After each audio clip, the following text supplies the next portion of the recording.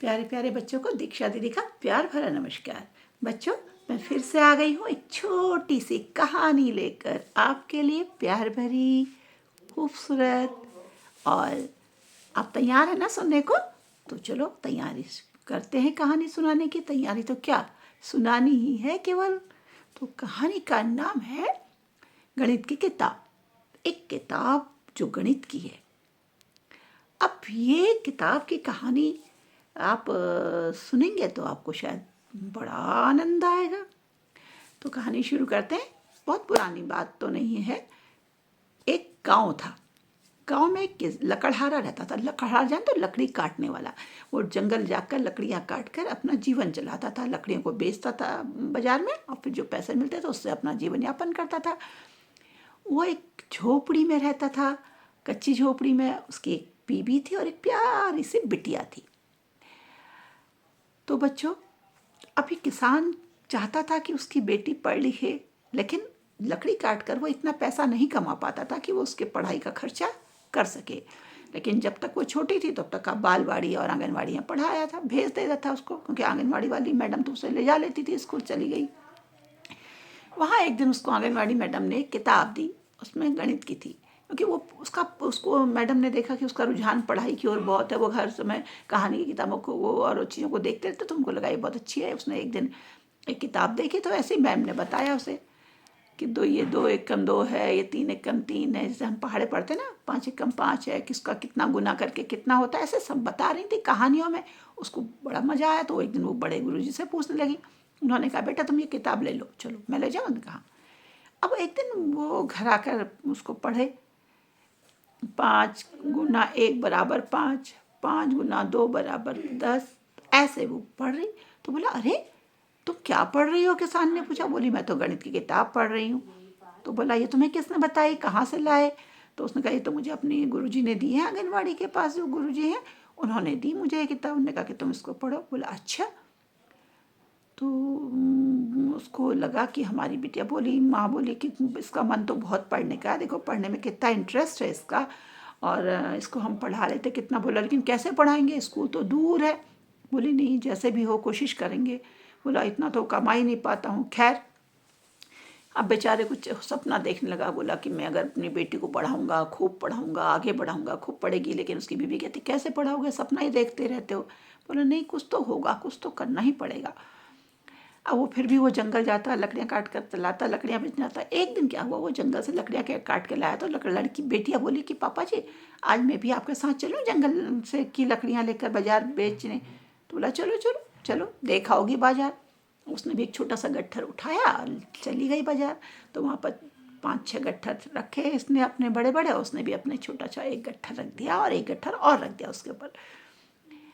अब थोड़ी देर में अब ये लोगों को अपना का ध्यान अपनी ओर खींचने के लिए कविताएं गा कर लकड़ियाँ बेचने की कविताएं बनाता और गाता, गाने गाता कि लकड़ियाँ लो, खाना बनेगा, खाना खाएंगे, जाड़ा लगेगा, आग सेकेंगे। तो इस तरह से कुछ कविताएं ऐसी गा कर लोगों का ध्यान आकर्षित करता।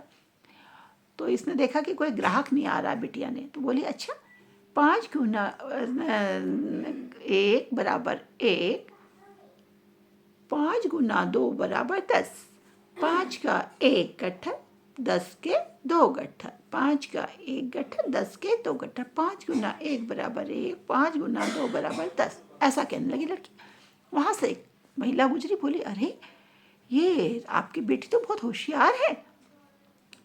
बेटा तुमने कहाँ से सीखा? बोली, मैंने तो एक गणित की किताब से सीखा। तो उसने कहा, तुम स्कूल जाती हो? उसने कहा, नहीं मैं तो स्कूल जाती नहीं। लकड़हारा बोला, अरे बहन जी हम कहाँ से स्कूल भेजें, हमारा तो लकड़ियाँ बेचकर अपना गुजारा ही नहीं होता।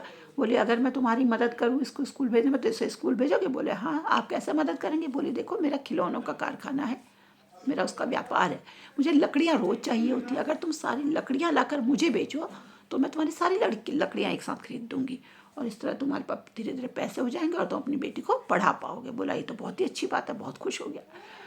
अब घर जाते आते बहुत खुश था। घर जाकर बोला, देखो आज ऐसा हो गया। उसने सारी बात अपनी पत्नी को बताई, बेटी ने भी बताया। उसने बताया कि बेटी ने कैसे कहा 5 गुना 1 बराबर 1, 5 गुना 2 बराबर 10। इस तरह कह कर इसने अपनी लकड़ियाँ बेच दी। वो तो महिला बहुत प्रभावित हुई इससे, और उन्होंने ऐसा ऐसा प्रॉमिस किया है। तो लड़की बोली वाह देखो, पत्नी बोली कि भगवान ने, हमारे ऊपर वाले ने सुन ली। बोली ऊपर वाले ने नहीं, हमारी बेटी का करिश्मा है, ये तो लक्ष्मी है हमारी। अब उस दिन से किसान का भी मन उस गणित की किताब को खोलकर पढ़ने का हुआ।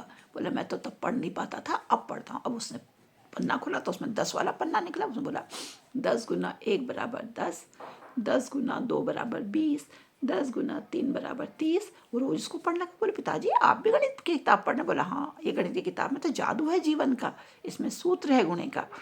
तो शायद इस तरह से हम अपने जीवन के परेशानियों को दूर कर पाए। और ऐसा कहकर अब लकड़हारे ने क्या किया कि एक बक्सा बनाया, उसमें एक छेद कर दिया ऊपर से सिक्का डालने के लिए। पहले वो रोज एक एक सिक्का 10 दिन तक उसने डाला उसमें, तो 10 गुना 1 बराबर 10 हुआ। अगले 10वें दिन से उसने उसमें 2 सिक्के डाल चुके, 10 दिन तक डाले। बोला 2 गुना 10 बराबर 20। फिर उसने अगले 10 दिन के बाद 3 सिक्के डाले थे, 3 गुना 10 बराबर 30। तो ऐसे करके 4 गुना 10 बराबर 40, 5 गुना, इस तरह उसने धीरे धीरे उसमें सिक्के डालने शुरू किया। और इस तरह थोड़ा थोड़ा थोड़ा सा सिक्के डाल डाल के उसके ऊपर पैसा जमा होने लगा। और बोला कि अब मैं अपनी बेटी को स्कूल भेजूंगा। बाजार से उसके कपड़े लाया, यूनिफॉर्म बनाई उसकी, उसके बुक्स लाया और उसका नाम लिखा दिया। तो उसकी पत्नी बोली वाह तुम तो बड़े होशियार निकले, तुमने भी गणित की किताब पढ़ ली? बोली हाँ, ये जो गणित की किताब है इसी में वह सूत्र है जीवन का, और मैंने वो ढूंढ लिया है।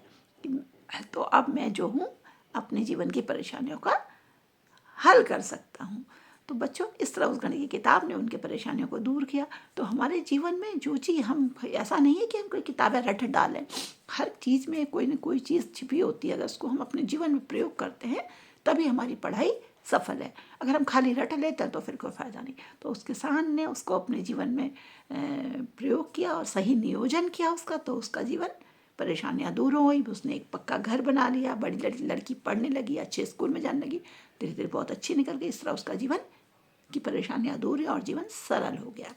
तो हम भी अपने जीवन की परेशानियों को अपनी किताबों में जो सीखते हैं उनसे, उनको जीवन में प्रयोग करके अपने कई कामों को कर सकते हैं। तो कैसी लगी ये कहानी? अच्छी लगी होगी तो कमेंट में ज़रूर बताना, अच्छी नहीं लगी तो भी बता सकते हो, मुझे कोई बुरा नहीं लगेगा और मैं अगली अच्छी कहानी लेके आऊँगी। ठीक है, लाइक करोगे ही तो मुझे पता है, शेयर भी करते हो मुझे मालूम है, और करोगे भी आगे अपने फ्रेंड्स को। जो नए हैं जिनको शेयर नहीं किया उनको शेयर करेंगे, और जो लोग मेरे चैनल में नए हैं वो इसको सब्सक्राइब भी अवश्य करेंगे और मेरा मनोबल बढ़ाएंगे, एक ताकि मैं जल्दी से कोई एक नई कहानी लेकर फिर से उपस्थित हो सकूँ आपके पास। तो बच्चों कहानी को सुनकर, पढ़कर, सुनाइए, समझाइए, नाटक करिए और फिर मुझे बताइए। अगली कहानी लेने तक आपसे विदा लेती हूँ। बाय बाय, नमस्कार।